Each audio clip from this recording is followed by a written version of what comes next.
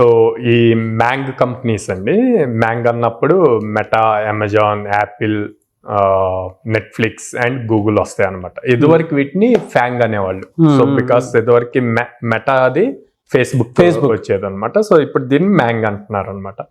So ఈ companies లో like job రావాలి అంటే కొంచెం హైలీ స్కిల్డ్ ఉండాలి. సో ఎలా స్కిల్డ్ ఉండాలి అంటే మళ్ళీ అదేమి లైక్ రాకెట్ సైన్స్ ఏం కాదు. వీళ్ళు రెగ్యులర్ గా నేర్చుకునే దాంట్లో ఇంకొంచెం ఇన్ డెప్త్ నేర్చుకోవాలి. అందరికన్నా కూడా బెటర్ పెర్ఫార్మెన్స్ ఇవ్వగలగాలి, బెటర్ లాజిక్స్ రాయగలగాలి. సో ఎలా రాస్తారు, ఎలా నేర్చుకోవాలి అన్నది చూస్తే గనక మీరు ఫస్ట్ వీళ్ళకి కావాల్సింది ప్రోగ్రామింగ్ లాంగ్వేజ్ కన్నా కూడా, ఏ ప్రోగ్రామింగ్ లో సాల్వ్ చేస్తారు అన్న దానికన్నా కూడా డేటా స్ట్రక్చర్ అండ్ అల్గరిథమ్స్ ఎంత ఇన్ డెప్త్ ఇంప్లిమెంట్ చేయగలరు అన్నది ఇంపార్టెంట్. ఎందుకు ఈ డేటా స్ట్రక్చర్ అండ్ అల్గరిథమ్స్ అంటే ఇప్పుడు మనం మాట్లాడిన ఈ మ్యాంగ్ కంపెనీస్ అన్ని కూడా చాలా హ్యూజ్ స్కేల్.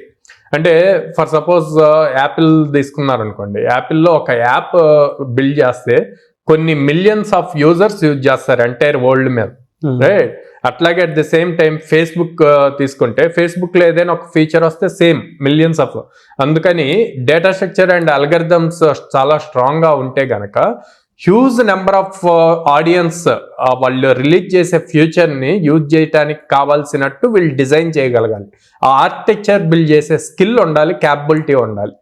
సో అలా ఉన్నప్పుడు వీళ్ళ ప్రొఫైల్ ఆటోమేటిక్ గా అవుట్ స్టాండింగ్ గా ఉంటది అనమాట. అందుకని వీళ్ళు ఆ డెప్త్ ఆఫ్ స్కిల్ నేర్చుకోవాలి.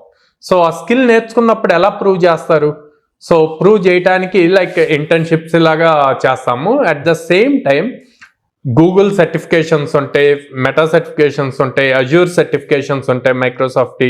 సో ఈ సర్టిఫికేషన్స్ కూడా కంప్లీట్ చేస్తే వీళ్ళకి రెజ్యూమ్ లో యాడెడ్ అడ్వాంటేజ్ అవుతుంది అనమాట. ఓకే.